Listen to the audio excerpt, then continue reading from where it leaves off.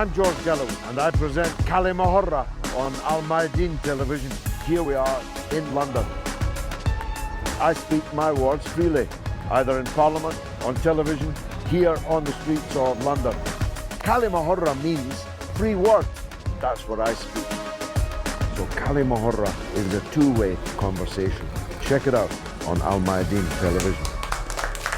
Welcome to Kalima Horra with me, George Galloway, on Al Mayadeen television, coming to you from London, but discussing the coronavirus, which seems to be cascading all over the world. Amongst other things, we'll be asking, is this virus man-made? We'll also be asking, if not, what is it? Where is it going? How many people will it take with it? Now, I understand that many people watching this will dismiss out of hand any idea that this virus could be man-made. But actually, that's the conspiracy theory, not the one I'm about to posit now, because the ability to make biological weapons, the ability to wage germ warfare is a well-known fact, not fiction. It is a possibility that this virus was man-made, and it could have been released into the atmosphere by accident or by design. There was a germ warfare laboratory close to the city of Wuhan, which is still regarded as the epicenter of the epidemic. Equally, the fact that countries like Iran appear to have been particularly severely affected raises question marks in some people's minds. You don't need to look in the crystal ball, you can read the book. In the 1950s and 60s, unbelievable though it now sounds, the British Department of Defense and its germ warfare laboratory actually deliberately released germ weapons onto its own population so that they could test the efficacy of those weapons and their transmission and so on. Even as late as the 1960s, when the Beatles were at number 1 in the top 20, the London Underground was deliberately poisoned by Porton Down, Britain's biological weapons department, so as they could see how the weapon would be transmitted through the ventilator systems, through the carriages, and cared nothing of the fact that they were making their own citizens sick, ill, and potentially killing them. These are facts, not fiction. So it is not absurd to speculate, to ruminate on whether or not it is a possibility in this case. Certainly the scale of the epidemic, the speed of the transmission of the epidemic, the fact that it is scattering to all corners of the world. Only Antarctica at the time of recording does not have any coronavirus. And the lethality, at least 3 times, maybe 4 times as lethal as the flu, is making people wonder. That's one of the issues, but there are others. If you want my honest opinion, I think the country that will be worst affected is the United States of America, because there are a tremendous number of people come and go from the United States of America. It is a multicultural melting pot, and people go and come back from places which are, at this moment in time, more severely affected. But more importantly than that, the United States doesn't have a health service, and half of the people are poor. And when you get a combination of poor people and poor medical services, you have the possibility of rapid transmission. And if I'm right on my speculation on that, that's very bad news for President Trump, who seems to have staked his presidency on the fact that, like some sublime genius, he has managed to inoculate the American public without the need of vaccination from a virus which is cutting a swathe already through China. There have been thousands of deaths. There's more than 100,000 cases. It's a serious problem. Some people see it as a serious opportunity. I'm not making that up. There are medical people who've been filmed saying, well, at least it will kill all the bed blockers, by which they mean people who are in hospital and can't get out of it because they either are too ill to get out of it, but don't have homes to go back to with families that can help to look after them. Others, I'm not making this up either, think that it's a good thing that people over the age of 80 are somehow culled. Well, it's not good if you're anywhere near the age of 80. It's not good if you love your parents and they're anywhere near the age of 80, or your grandparents for that matter. But there are people who see a silver lining in every cloud. So lots to discuss. I have, as always, an audience of distinguished experts and one or two enthusiastic amateurs like me. One of the experts is you, Doctor. Kick this off for us, will you? Thank you, George. My name's Dr. Siyana Shaffi. I'm a GP. I'm by no means an expert, certainly not on coronavirus. I am, in my most recent role, a humanitarian GP, so I can empathise totally with your comment about the value of human life, or indeed how little it is valued.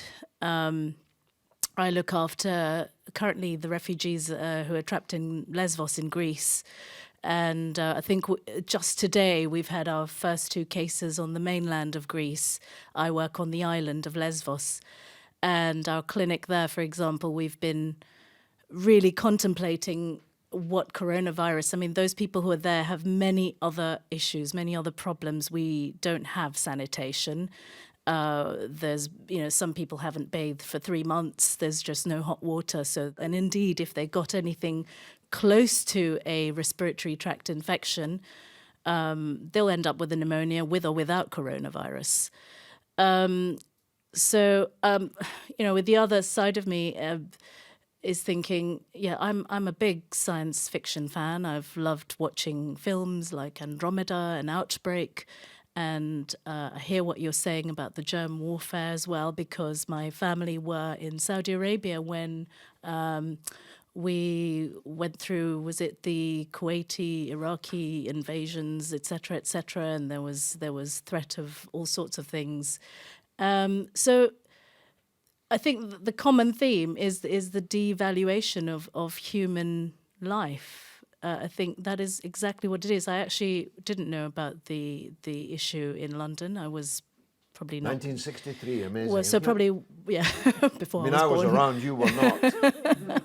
Probably why I didn't know about it. But, that doesn't surprise me, though. And this I think, is the thing that we all need to kind of wake up and take heed, is that, in Greece, for example, I'll give you just a little anecdote if I have time. I've seen, when I've been working there, through the storms of Lesvos, and the big Greek soldiers with their riot gear standing by. Okay, there were only 10 Greek soldiers and maybe 100,000 refugees. So the Greek soldiers were a bit sort of nervous, and they bark. Is there 100,000 refugees? There were at the peak in 2015, October 2015, when I started there. That's exactly how many people were trapped there. So the queue was 10 days long. I mean, have you ever heard of a queue being described in days? But that was how long it was. And so I remember this scene in the pouring rain, and I don't know if you ever hear about Greek winters and rain, but when it rains, it's worse than the monsoon because it's so cold. And, there were pregnant women, there were babies pressed against the fence, and these guards were sort of standing there with their riot gear. And then a dog would come along in their compound, And you see the tenderness in the guard towards the dog as they lean down and touch the dog and, pet it. And the people standing there with their babies in their hand, pressed against the fence. So the value of human life, just picture that. I've pictured it. Very powerful indeed. It wouldn't be fair to say you were a conspiracy theorist, but it would be true to say that, like me, you're skeptical about all official information. I follow the rubric of the great Irish journalist Claude Coburn, who said nothing is true until it's been officially denied. It is officially denied that this is a weapon of some sort. What's your take on it? My name's Shehram Malik. I'm a cybersecurity expert and student of history and politics. It's very easy to speculate that, yes, this virus could have been man-made, artificially released, but there are arguments on both sides, more so on the other side, because coronavirus does exist naturally. So the first thing to understand is, what is a virus? Yeah. That is the first question. Tell us. Viruses are sort of between living and non-living matter. All they are is either RNA or DNA, so genetic material encased inside a protein. That's all they are. They can't reproduce on their own. They do not produce their own food, etc. So they need a host to be able to reproduce. There are two ways that they reproduce. They enter a cell and then use cell's own genetic material and the food that the cells absorbed, etc., cell's own RNA and DNA to then procreate. And the cell dies after that. Mitosis, the process is called. And the other interesting point is 5 to 8% of human DNA is actually virus DNA. 5 to 8%.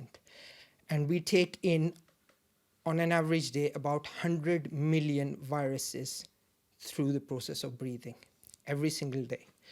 Coronavirus does exist in nature, in its natural form. Bats have been known to carry this particular strain of coronavirus. So I looked at the genetic makeup of the coronavirus itself, the COVID-19. So that, again, is a bit confusing. Coronavirus is actually quite a large group of viruses. This is COVID-19. COVID-19. And the reason it's called COVID-19, I'll come to in a second, is because it's actually mutated. So naturally, this virus in its particular strain, exists in bats. So what most scientists are hypothesizing at this stage, right, speculating, hypothesizing based on genetic information, is that the virus entered human beings through an intermediate creature. So that could have been a bat. So, for example, MERS virus, that with the Middle East respiratory condition, that was another coronavirus. That entered the human beings through camels. SARS virus, again, entered animals through an intermediary as well. So now the speculation is it could be snakes or it could be pangolins, because pangolins were sold in China, in that particular market. And the people that got infected the first cases, were from those who were selling pangolins and snakes. So they're trying to now isolate this. So that's an important thing to understand. Now, insofar as creating viruses are concerned, so that's your other point, in a University of Alberta, about 8 to 10 years ago, were able to create a virus, a horse smallpox virus, in a lab environment. So it has been done. Now governments obviously have a lot more technology, a lot more money to be able to do this. However, what we've got to look at is what are the implications of releasing this virus out in the world and to your normal citizens. Would China have done it deliberately? I do not think so. Could it have happened accidentally? Maybe. Based on the Could someone have done it against China? I mean, after all, China's the public enemy number one for the United States. But then there's another thing you've got to look at, you see. So this is one part of the research that I carried out over the past 10, 15 days. The other part was, what are the implications, economic implications? That's a very, very important factor we've got to remember. What the world is already in a very unstable position economically. You've got the Brexit, the imminent banking crisis in India, the slowdown in India, and then a slowdown in China is going to drag the world down with it. So who benefits from this, right, is the question. So if there is a conspiracy theory about whether or not it was done deliberately, right, it was made in a lab somewhere and then released, then the economic implications... Follow the money. Follow the money, exactly. So if the world economy is going to get dragged down with this, it's in nobody's national interest to do it deliberately. No. But it could be in some class interests. It could be in some class interests, exactly. So that could have, because the medical companies, the pharmaceutical companies are going to benefit the most. It's an economic multiplier. It's an even on toilet paper. If you've got shares in toilet paper at the moment, your quid's in because you can't buy it anywhere. Exactly. So then comes the other point, the vaccination. Now, I was reading somewhere recently that a few years ago, there was research being done in the US to produce vaccine for a type of coronavirus, for a particular type of coronavirus, but this research could have been modified because coronavirus is new. Human antibodies are not particularly are used to coronavirus. Hence, people are being infected. But at the same time, if you're young enough, fit enough, you do tend to recover because your body will produce the antibodies required to fight coronavirus. But if you're older, obviously, there's a chance that you will suffer. And unfortunately, it's led to many, many deaths thus far. So there are interests. However, I'm of the opinion that unless proven wrong, the conspiracy theory that it was done deliberately, I would discount that completely. Accidental, maybe. So far, the genetic analysis that's been done by scientists comparing the COVID-19 to the one that occurs in bats, there's a 96.1% match in the genetic footprint. So it's very unlikely. However, that 4%, because like I said, the second way in which viruses actually multiply is they attach themselves to their host's genetic material, their DNA. So as the cell multiplies, the virus multiplies with the cells as well. So therefore, and then given the right conditions, the virus will kill the cell and then break out. Essentially, that's how you can even pass viruses through to your children. You can pass viruses to your children as well before they're born, essentially. As one religious believer to another, why did God make viruses? It's a very philosophical question, right? And that's why I asked you. In the Holy Quran, Allah subhanahu wa ta'ala has stated that He will test you with poverty, He will test you with disease, and He will test you with destitution. So the way to look at it is a test from God. But at the same time, God has said that it's your efforts, it's your research, it's keeping up to date with what is out there that's important, because any disease that God Almighty has created in the world, He has also created a cure for it. So now it's up to us to search for the cure. Now, I'm of the view that China has responded to this outbreak splendidly, that no other country on earth could have done so. They did so as a result of the social structures that they have, the strong central state and so on. Some people are shocked to see hundreds, maybe thousands of people with disinfectant going through the streets of China. I think it's wonderful. And I wonder if we could do the same thing. And I wonder even more if the United States could do the same thing. My answer on both those points is they could not. They could not. What's your take on how China has responded? I think China has responded splendidly. I mean, within 10 days of the virus spreading, they had genetically analyzed the virus, right?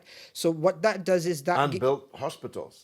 Built hospitals within 10 days. Within 10 days, built a 1,000-bed hospital in Wuhan. And the most important thing is the genetic analysis of the virus itself, because that gives you a head start in developing a vaccine. So now, things that took 10 years to develop or 20 years to develop, right? Now you're talking about months of development. So the way I look at it, within the middle of this year or next 3 to 4 months, we will have a vaccine for coronavirus. However, if the Chinese state has got control of it, right, what will be the implications for poorer countries, and how do they distribute? Do they use that as a leverage, as a political leverage? I don't think they'll want to do that. They will want to create goodwill. No, they'll use it for goodwill, yeah. Absolutely. And the way in the US case, on the other hand, if you don't have money, you won't be able to buy it. The US actually put people by force into quarantine for 14 days and then gave them a bill for thousands of dollars for the 14 days they were forced to spend in quarantine. Let me give you a small example. You know, insulin. I'm a diabetic myself. So insulin, I don't take insulin, I take metformins, but insulin costs about $2 to produce in the US. $2. It's sold at $280 a shot. That's how crooked these pharmaceutical companies are, especially the ones based in the US. So they will want to benefit. They've already, one of the research papers I was reading, they've already asked Intel and Lenovo to help them process information much, much faster to be able to analyze if someone's suffering from coronavirus or not. And to me, the issue is that I would rather China came up with a vaccine quickly than somebody like the US or places like GlaxoSmithKline, because the cost to poorer countries would be, their budgets could be wiped out. That's how much these people will want to profit from this. But ultimately, what it comes down to is the response from China has been brilliant. More needs to be done. They are doing what they can. However, as people on the outside, we just need to use common sense and we'll be fine, right? The rate you said... We shook hands when you came in. Yes. Should we have? Yes. As long as I'm able to go away, you're able to go away, wash your hands for 20 seconds, right? Wash our hands properly, right? We should be fine. Ultimately, it boils down to common sense. The death rate is 2.5%. And if you break down that 2.5%, it's mostly people with existing conditions and people who are elderly, whose bodies have gone through life, and now they're at a stage where they're unable to adapt. So you have to look at the figures in their right format. Like the famous saying, statistics, you can show whatever you want to show. There's lies, damned lies and statistics, said Mr. Churchill. Fascinating. We'll be right back.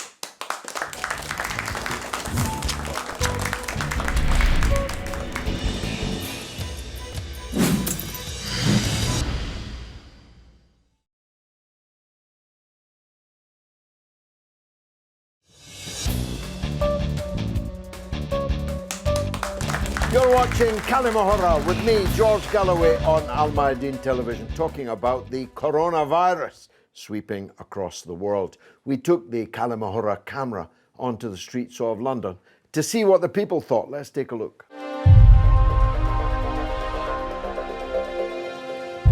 Is coronavirus a natural phenomenon or is it manufactured?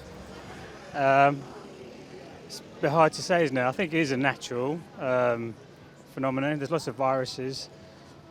Is it man-made? Well, I couldn't tell you, no. I don't know.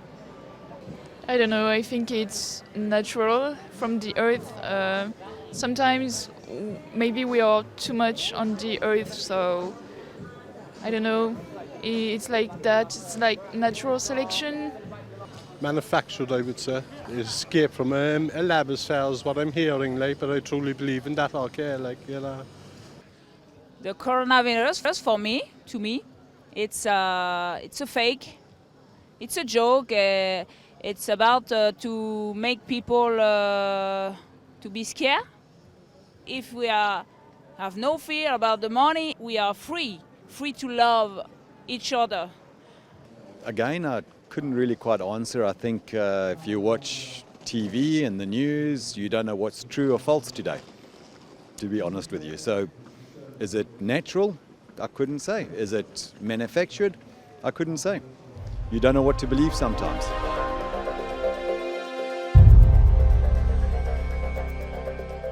Who is normally behind germ warfare? Usually Americans. Americans, I think, like. But it's Chinese, I know that it escaped from and that, like, but America seems to rule the world and control it, like, you know, so that's what I know, like, you know. Most powerful countries really are behind it, like, you know, it is money and power, like, and kind of rape the countries what they can get. Who was normally behind it? The pharmacists, chemists, the pharmaceutical companies making money from medicine. I really wouldn't know. Honestly. Our life is not natural.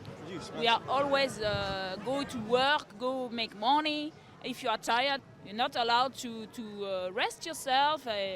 It's not natural.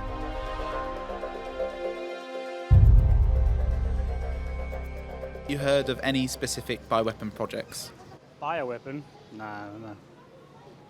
I don't really, like, I kind of don't follow up on it, like, you know, I'm a peaceful person. I kind of go for peace more than seeing people blown to bits and human destroying, like, you know.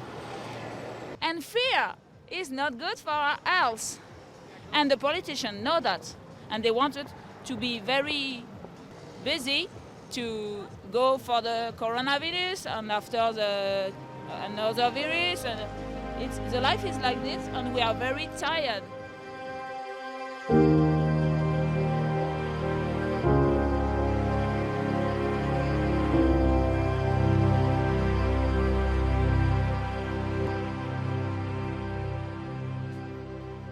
What a bunch, Londoners. The man in the hat said something very powerful, didn't he? If you watch the TV and the news, you don't know what's true and what's false. That's the world that we're now living in. I overheard an elderly lady in a cafe this morning say exactly this. I'm very fearful, as I think many people are, that something awful is going to happen. This sense of fear, apprehension, is, I think, stalking the world at the minute. And the coronavirus has certainly not made that better. Nurse Fatima, what's your take on this? I also have a question, first of all, is there are no miracles for or cures like suddenly appear and will cure the coronavirus. And lately we've been hearing on TV that in Vietnam, all of a sudden, there was a miracle that people entered the hospital in one day, and after 3 days, like, there was more than 100 that were cured. Can we believe that, though? I don't believe. That's why I was asking him about it before. He's our expert, definitely. He's our expert, exactly. And I want him to answer. Yeah. Okay. So in terms of viruses, so going back to the first point that I made, a lot of people say that if you live in a hot country, right, you'll be fine because the virus will die. That's what Donald Trump thinks. Well, the word that comes to mind, I wouldn't want to say in public. Dr. Donald Trump. I wouldn't like to turn up viruses and find him at the GP desk. The first thing is viruses are not alive to die in the first place. So some research I was reading a couple of years ago, one of the fears they have as part of climate change is there are a lot of viruses that are under ice at the moment. They're in an animated state. So once the ice melts, those viruses will be released and our bodies are not immune to those viruses. So viruses don't die because of hot weather. They do not die because of cold weather either, because they are not alive to die in the first place. So that's one thing. Yet the only permanent cure for coronavirus is a vaccine that has to be developed. That's one thing. Second thing is, if your body is still young, robust, you will recover. And there have been most people who've, for example, 3.6% fatality rate so far. 3.5%. A few days ago, it was actually less than that. So ultimately, if you look at it objectively, right, so the recovery rate is quite high, but that's not dependent on hot weather, cold weather, damp weather, rainy weather. It's dependent on how your body copes, whether or not your body is able to produce those antibodies which are going to fight that virus. So that's the answer to the question. Nurse? I've been calling the coronavirus a very convenient virus, because before the coronavirus, we've been talking about a lot of subjects that we want to be solved and policies that we want to be implemented in different countries, like in the United States, the rise of fascism, the rise of racism again. It was one of the subjects that was top one, and right now it's coronavirus. Brexit was one of the top one subjects in England. You think it's a useful diversion? And I think it's very useful, because if you have most of the population in panic, no one wants to hear about Brexit, or no one wants to hear about Or racism. Prince Andrew or anything. Harvey Not even Weinstein. Meghan Markle would bring the subject back, Yeah. And I think it's very convenient. And today we've been, you see, like the news, they always start the opening, it's always about the coronavirus. And there are subjects that we should be worried about more than this. Because if you think about healthcare professionals, we are walking virus every day. We leave the hospital and we carry a virus. When I'm ill, my sister is ill or my mother is ill, and it will pass. And as long as you are a healthy person, which we believe that most of the societies, 80% are all right. So this is not a virus that will all of a sudden turn out to be an Armageddon. Well, but if everybody in Britain got it, at the current fatality rate, 2.6 million people would die. That's a lot of people if everyone got this virus. I know, but there's nothing we can actually do about it right now. I must say I was deeply unsettled by our experts' revelation that we take in 300 million viruses a day. It's true, and that's I almost thought of giving up. Let's hear from another Fatima next to you, a famous journalist. Go ahead, Fatima. So I can only offer what can be called a very layman's perspective. The one thing I can't comment on when it comes to coronavirus is the absolute fear and paranoia that's come with it. And for me, as a student of politics, I tend to think of everything with that lens, with that particular lens. And in the 21st century, where you see there's a move from, say, conventional warfare to hybrid warfare, there's a move from everything towards AI and science-based conflict even. I don't think it would be wrong to estimate that even health can be politicized now. For sure. It's a very cheap war to wage, isn't it? It is a very easy war to wage. Instead of moving a million-man army and Air Force and Navy and so on, just release a virus. Yeah, and especially when you put into perspective the things that the experts have mentioned earlier, if there's really a 2.5% mortality, like if there's been a very certain few amounts of deaths that have taken place due to this virus. And in my head, when I try and compare that to, say, the hundreds and thousands of kids that are dying every day with waterborne diseases in Africa, somehow it kind of just puts into perspective how this one virus has taken the complete attention of social media, complete attention of what we hear, see every day, the fear and paranoia that's come with it. And you compare that to the amount of deaths that are taking place every single day in conflict zones due to a plethora of other diseases. These are all powerful observations. But Yeah. as someone once said, just because you're paranoid, it doesn't mean they're not all out to get you. Yeah. Let's take the gentleman next to you. Go ahead, sir. Okay, I'm not a virologist either. All I remember in the 1980s was that the HIV virus automatically led to AIDS. And in the 90s, a famous Nobel winner said that wasn't certainly the case. In other words, not every virus leads automatically to death. But my two questions are, it could be an American-made virus, but which America?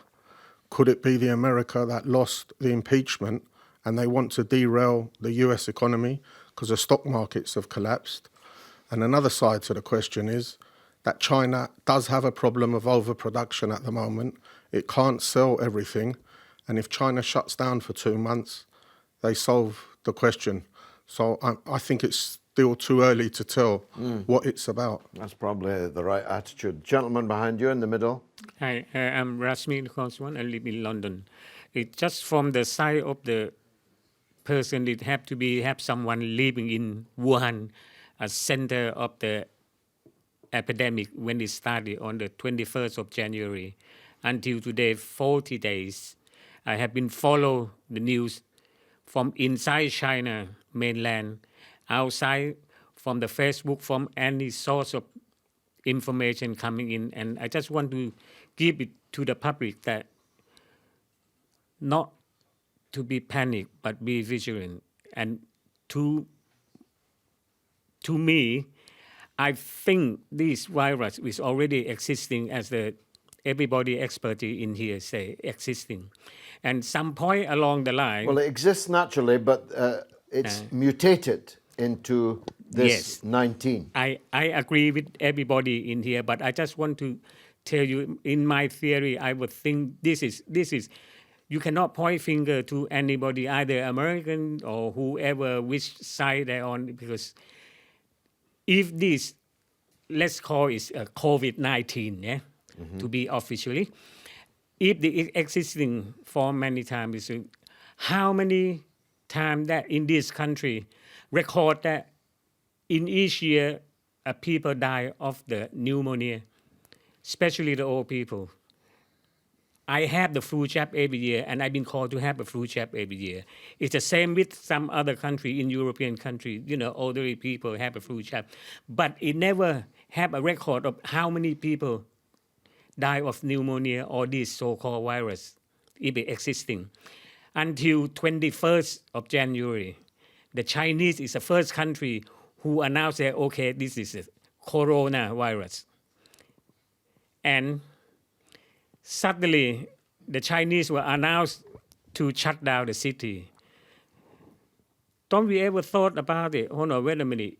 If there are existing biological warfare, it could be lethal and stronger than this. And the Chinese government took this opportunity, this is my thinking, to have an exercise in case of they've been attacked by the biological warfare, how much and how quick they can handle it. Well, if so, then they've passed that test. Let's take the young gentleman at the back.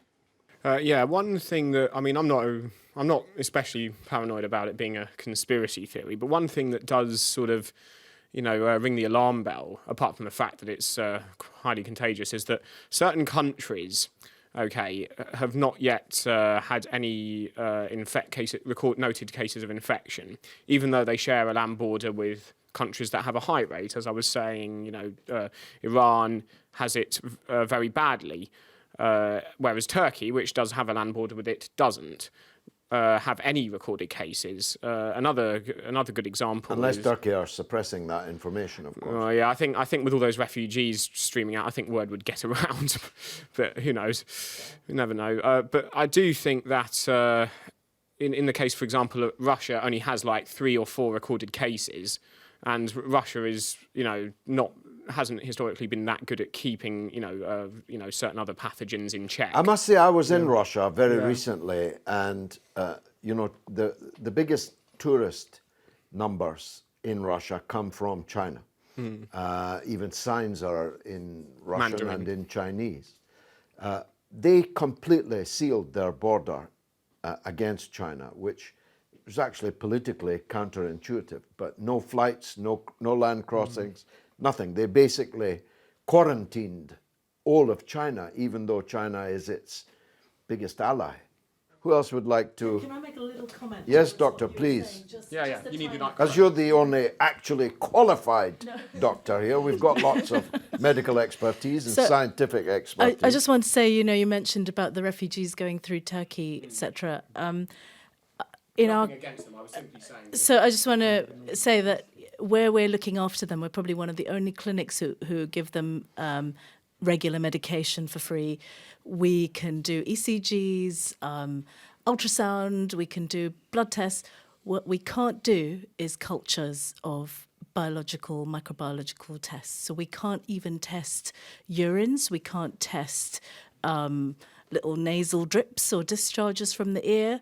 We have no facilities for doing that. So it is the under-reporting. I think perhaps we all need to be aware that that doesn't necessarily mean anything.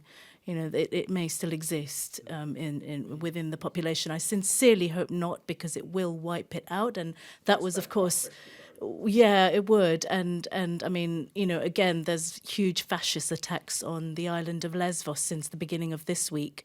And it would be their dream for a bit of coronavirus to slip into one of the 20,000, camps. Yeah. I can understand from where you sit that the Greeks are not your favourite. Oh, no, don't get me wrong. But I feel it necessary to say Greece did nothing to cause the crisis in Syria. Greece did not invade Afghanistan. Greece did not invade Iraq. Greece did not invade Libya. The countries that did are not taking any refugees, whilst Greece and Italy are having to take millions. Please don't get me wrong. I absolutely adore Greece. I would make it my second home. I think they have been the greatest humanitarians that I've met, the majority of the Greek people. When I say fascists, they are extreme small factions there.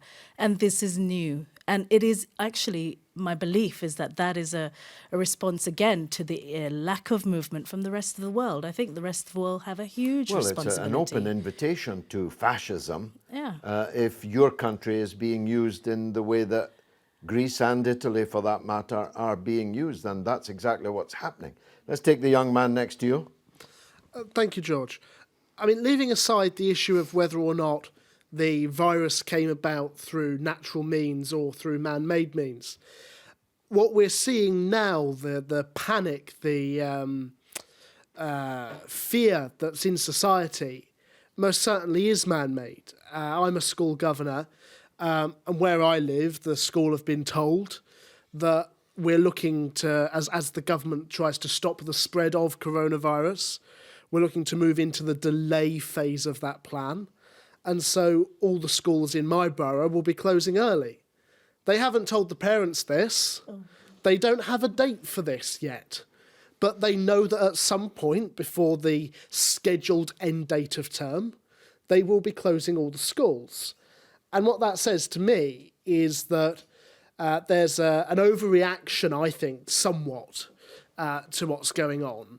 And the whole downturn in the economy and the fear in society is certainly not helped when you've got politicians, I think, making rash decisions which aren't necessarily actually backed up by the medical evidence and the likes of, say, the World Health Organization. For example, in closing a school, because when you close the school, not only do the children then have to stay at home, even if there's no cases of coronavirus in that area, the parents are then off work, which means they're not likely to stay at home, though. They're likely to be out playing with their friends. Well, indeed, absolutely. And then the parents have to stay off work, which means they're not contributing to the economy, they're not producing. And I think the whole sort of panic buying that's gone on, at least here in Britain, things like toilet roll, I think is fascinating. I mean, if it were me, I'd be going for tin food, not, loo-roll. I went to the supermarket the other week, and there was no toilet roll, and I wanted some, not because I was panic buying, but because that is what one needs when they go to the toilet. But I don't think it's helped by the media either, when you have sensationalist headlines, on the newspapers here, where you've got pictures of the Queen, wearing a glove compared to the Queen 3 months ago not wearing a glove, and that does nothing to help the situation whatsoever, and only encourages that fear, that panic, and frankly, to an extent, disinformation. I've seen people today in my travels, instead of shaking hands with people, giving them an elbow or, a kick, or it's a most strange situation. I'm in favour of the kick myself. I'd be seeking certain people out to greet them with a kick. Can we ask you finally, please? The young man makes the point that there's a tremendous overreaction. The football authorities are thinking of banning people over 70 from attending the games, which is bad news for the manager of Crystal Palace because he's over 70. All footballers today were not allowed to shake hands with each other at the beginning of the game. It can't be long delayed. It's already happened in the north of Italy, where games are played behind closed doors. I have an event coming up in Liverpool, and people are now contacting me to say, is it cancelled? Because events are being cancelled. Of course, the answer to that is no, but is it an overreaction in your view?